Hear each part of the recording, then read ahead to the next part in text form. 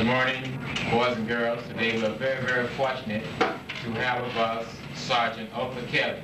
He is a policeman at the Orlando Police Department, and he is a person that I have known for quite some time.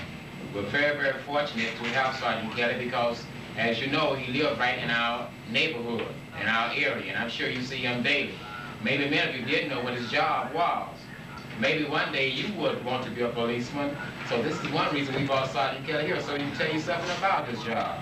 I'm sure you're going to enjoy everything that Sergeant Kelly has to tell you, and listen very carefully and be quiet so we can get everything we need to know about this profession.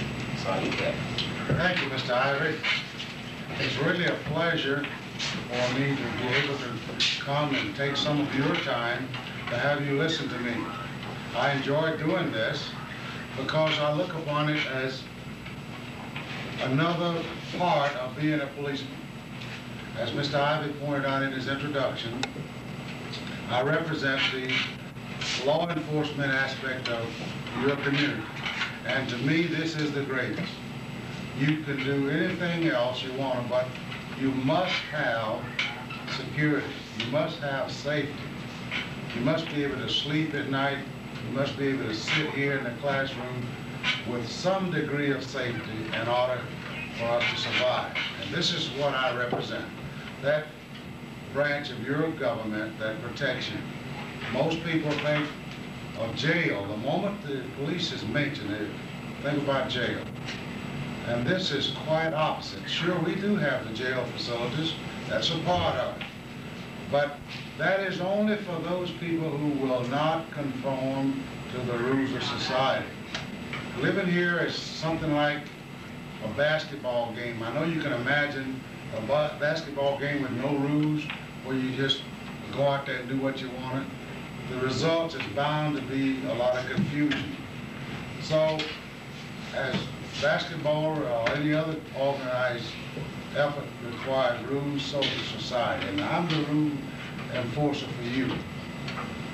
I represent just one section of the police department. If I can get back here a minute, I want to show you something. Mr. Ivy, I didn't ask you for a piece of chalk before, but I want to just briefly, here's a piece, this will be fine. Just want to briefly show you the police department. All right, at the head of the police department, we have our chief. He's the #1 man. And under the chief, we have our various divisions of the police department. We have our patrol section, and PAT stands for patrol. And then we have our ID section, and that stands for identification. And then we have our administration and ADM, for our purpose, stands for administration. Now, boys, bear with me. I'm doing all this to show you where I am. Okay, and then we have our criminal investigation, CID. All right? All of these other divisions are farther broken down to other things, but we're concerned only with where I am. From criminal investigation, you will find the youth section. Let's see.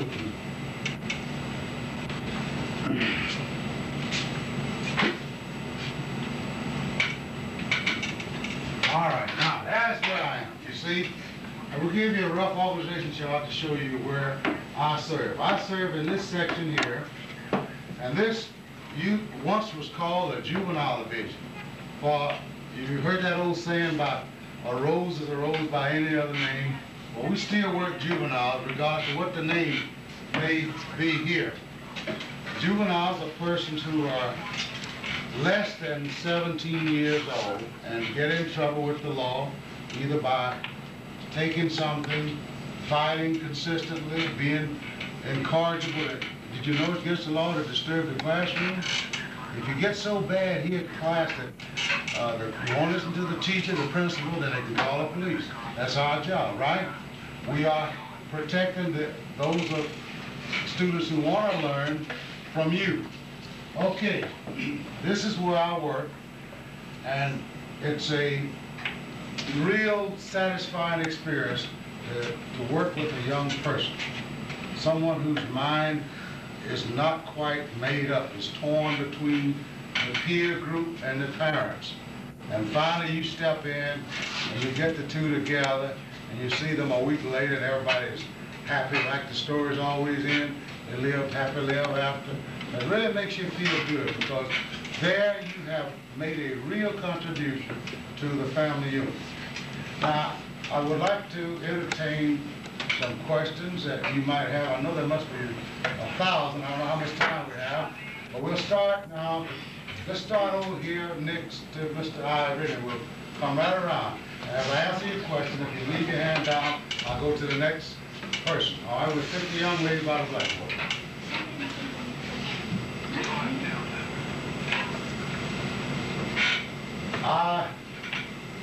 I can just say that I have taken in all of the people that it was necessary and assigned to me in order to help make Orlando a safe place.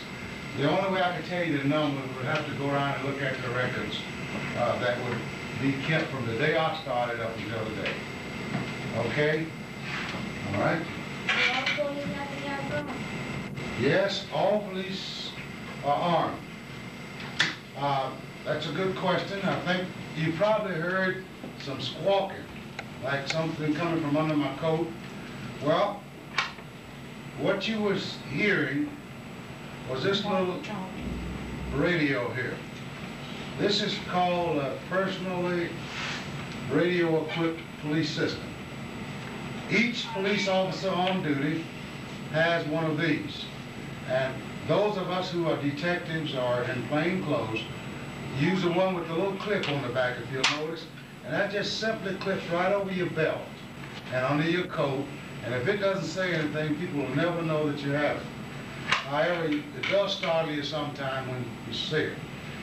The big advantage in this is that under the old system, the cars had the radios fixed permanently in them.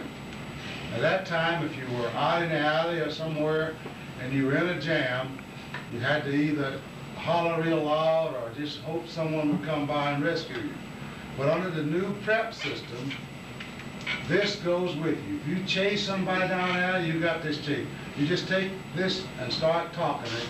You can keep them advised to your exact location, keep them appraised of the situation at all times, unless somebody something happened and you lose it back there, but you don't want to lose this. The other piece of equipment that we carry, and I might say one other thing, those of you who have noticed the uniformed policemen, their radios are the same, but they do not have the clip. They go into a little leather case, and you'll see the cord come from it up to the mic and the speaker fastened on the lapel area of the coat. It's got a little button on the side that they need only match the button, tilt the head a little bit, and talk into it and release it.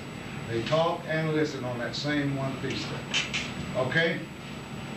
The other piece of equipment we have is our firearms. This is a .38 caliber pistol. This is what is prescribed for policemen on the Orlando Police Department. We cannot legally carry one smaller than this. You can carry it, but it won't be official. This is the .38, and we use this only when there is a situation where death or great bodily harm is imminent. That is, somebody is sure to get hurt real bad, or somebody is sure to get killed. And this is when you pull this out. Now, you didn't know I had this when I came in here, did you? No, I didn't. And the reason you didn't is because we don't take them out and fool around with them. Okay? All right, any other questions? Let's see now, where were we? Where did we stop? Where did we stop? This young lady here with the folk down. We have about 6 lady police officers. Just recently, we had one girl who finished the police academy. Her name is Betty Smith. We're very proud of her. She's really on the ball, and the field is wide open for females. We have found over the years that you girls can do as a good job, and better in some cases as we guys. So they said, you know, when the chief sends someone out for a criminal, you know, to pick up somebody or something like that, they just send them ladies and everything. Yes, they do. If it's a woman or a minor situation or a young child, they wouldn't send a lady out at a big grizzly bear like. Mr. I've been teaching us about dope and do you all take in dope ads? Yes, ma'am. That's a part of enforcement. The laws are written against drug abuse or illegal use of drugs. We all know that aside from the patent medicines, the cough syrups and things that you buy, you know, cough drops, you aren't supposed to take any other drug except that it's on a written prescription by a licensed practicing physician, right? And when you do anything other than that, you're violating the drug laws. And then, of course, we have a vice squad which does nothing but concentrate their efforts on drug abuses. And they come under the same section here also. So we call them vice. If you notice, there was a piece in the paper this morning where they're switching lieutenants. But that's their thing. Youth section, we handle juveniles, vice, drugs, and moral violations of the law. Okay, this lady here. I like, do young patrols carry something like men patrols too? Would you say that again? Do young patrols carry guns and everything like that? Yes, yes. Okay, lady in the back. If you get hurt and you, but your family get a lot of money, if you get killed. Yes, the police officer, male or female, is insured very highly by the city of Orlando. And then there's a committee in Florida called a Committee of 100, I believe, that will come in and pay all of the bills that you have, your house, your car, anything. And then your wife and your family can live on your pension very handsomely. They take care of it because that's no substitution for fathers, so try and stay alive. Okay? How many years do you have to go to college to be a police? You need not go to college to be a police with Orlando Police Department. Simply have your high school education, your high school diploma. This gives you eligibility along with good health and a good clean record. Be careful, boys and girls, with the things you do because records are like shadows in the sunshine. They follow you. Okay? If you kill somebody, what happens? You will have to be arrested and tried by a jury of your peers. It'll be up to them. If they say you're guilty, then you'll have to pay the penalty. Okay? How long do it take before you get your gun to be a policeman? How long does it take before you get your gun? Yeah, all of your equipment. Oh, the equipment. They give you this upon the completion of the police academy class for recruits. You had your gun before because a part of your integrated whole total training program is how to shoot. So you'll be given your gun prior to the first time you're supposed to go out to the gun range and learn to shoot the weapon. But at the completion of the academy, you issue all of your uniforms and your equipment. All right, let's talk for ratio. When some criminals take the gun and shoot the police.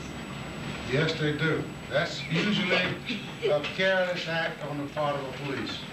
And when you learn that, they'll teach you. When you learn to be a policeman, they'll teach you how to keep your gun away from the culprit. Okay? I also say like Evelyn said, like you shoot somebody, and like you have to pay the fine. Will you still be able to when you pay your fine? Well, maybe I misunderstood Evelyn.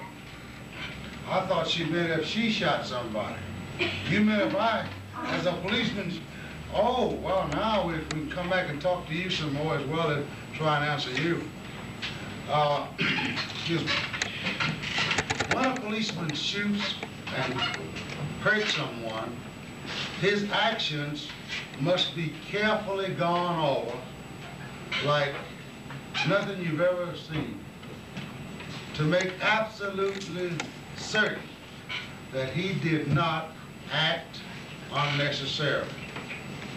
If it is proven that he was flagrant in the use of his weapon and the disregard for safety and the lives of others, then he is subject to, number one, dismissal with dishonesty from the department and subject to have to go to jail and prove his innocence or maybe do a prison term himself.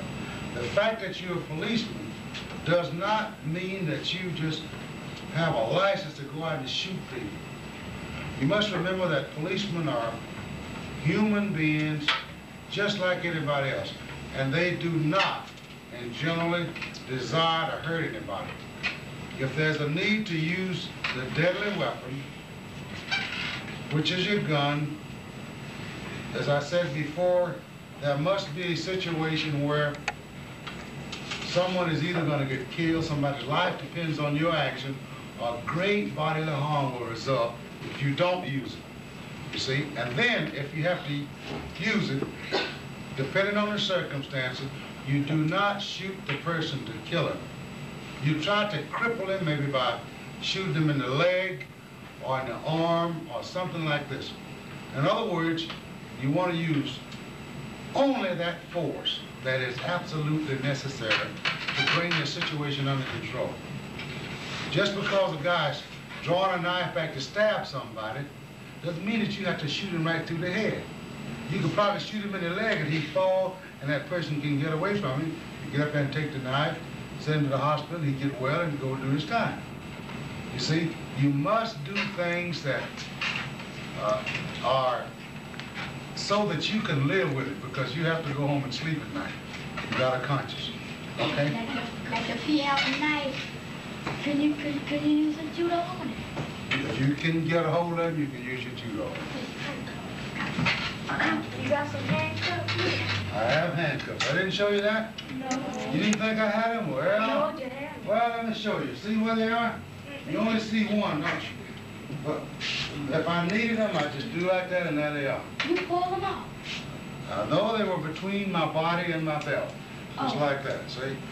You only saw the one on the outside. And you don't need a key to unlock them.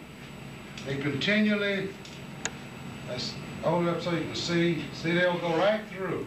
See? Only you can open them. See, they go right through. You don't need a lock. They can open. And if you keep them all in good shape, and you got a fella that's going to give you a bad time, let's say my finger is his wrist. See? Ooh. See now? They'll keep going through until they hit something. When they hit my fingers, they will not go any further. See? You get one of them on him, and then you get the other one on him. Now you need the key after you get somebody in there.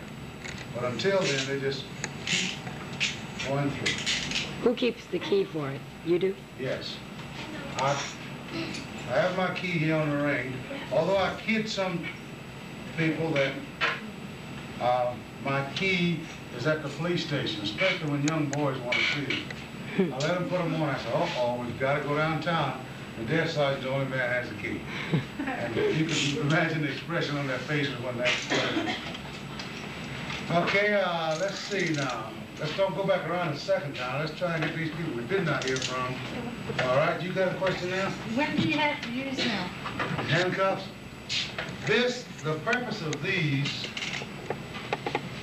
is to transport a prisoner in safety. For instance, you want to immobilize him so he won't try and hurt you, or he won't try to escape, or he won't hurt himself.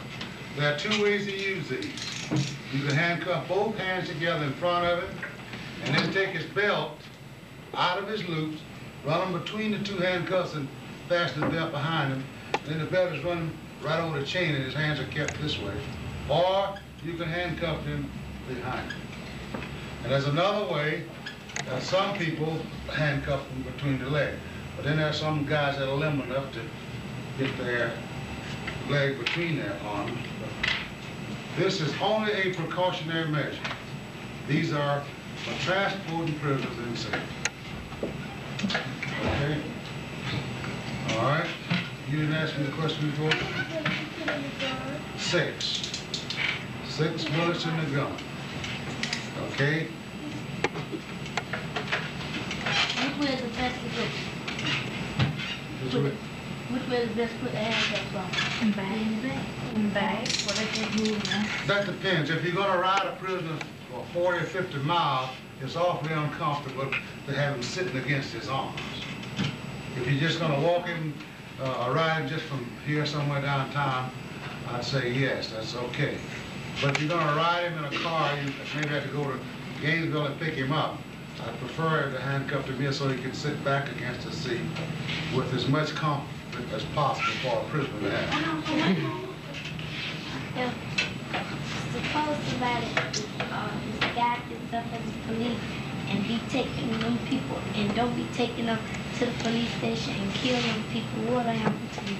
To them people, they are criminals and they just have to be dealt with according to law when they're caught. Hey, Okay? you know, when you arrest somebody, you know, tell them something, do you ever get any threats? You know, calling trying to kill people? I've never received it. Hey,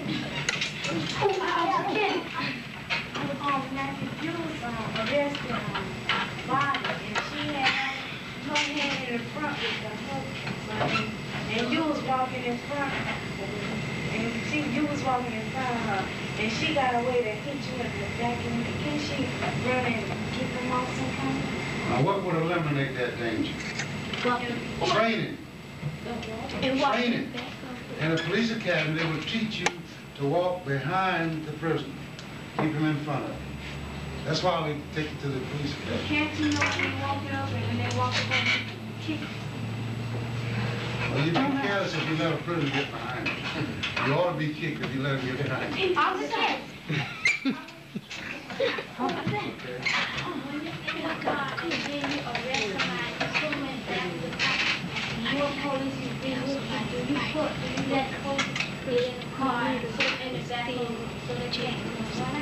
No, we have cages in between the driver and the prisoner, and no handles on the inside of the door so they can open.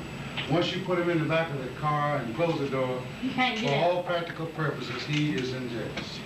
He can't get out, he can't get out. Okay.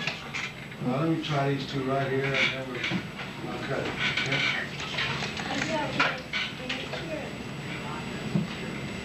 Well, let's say I have taken him in custody. I don't like to use that term arrest. So what we said a while ago, juvenile is a juvenile regardless of what you call it.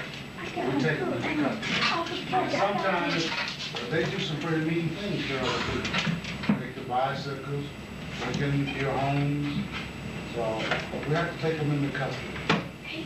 What is the main use for canine dogs? Control of large disorderly crowds, control now, and sniffing out a burglar in a building at night where a man would be vulnerable and might get shot. You can warn him that you're going to send the dog in 3 minutes. He doesn't come out. You can stay out in safety and send the dog in again. It was a little small boy, right in the 8th grade, killed a young man. Did he have to stay in jail 3 years? It would depend on the court what they thought, what the circumstances were. Boys and girls, I tell you what I think we ought to do. I think we ought to let Mr. Ivy get back to teaching some reading, writing, and arithmetic.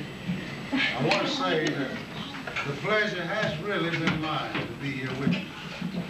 And if Mr. Ivy will call me anytime that you want me, I'll be happy to set up something and come back to see you again. So if you'll... All right, let's try and take these two right quick. Well, see now we got 10 hands. I only want 2 now. if This one Officer is- Kelly, like somebody be dying, and you save him, what the chief would do to you? But he will recognize your good deed. He'll give you some kind of an honor. Maybe give you a beautiful letter or some kind of a award to let you know that the city of Orlando appreciates that good turn you did for somebody. If somebody sneaks up behind the police and stab me in his back and the police is looking for me, and when they see him around the corner, run up and stab me in his back, would that be first-degree murder? Yes, probably. First-degree murder is a planned murder. You know what we mean by plan? You plan what you're going to use, when you're going to do it, and of course who you're going to do it to. That's first degree. What they call premeditation. Thinking about it before you do it. Planning how you're going to do it. Let's. Anything else killing would be something like homicide or manslaughter, okay? Why they call it cold? Like you kill somebody for no reason. That's what they call cold-blooded murder, okay? Thank you, boys and girls. Again, I say it's a pleasure, and I'll be glad to come back to you anytime later. Thank you, guys. Boys, girls.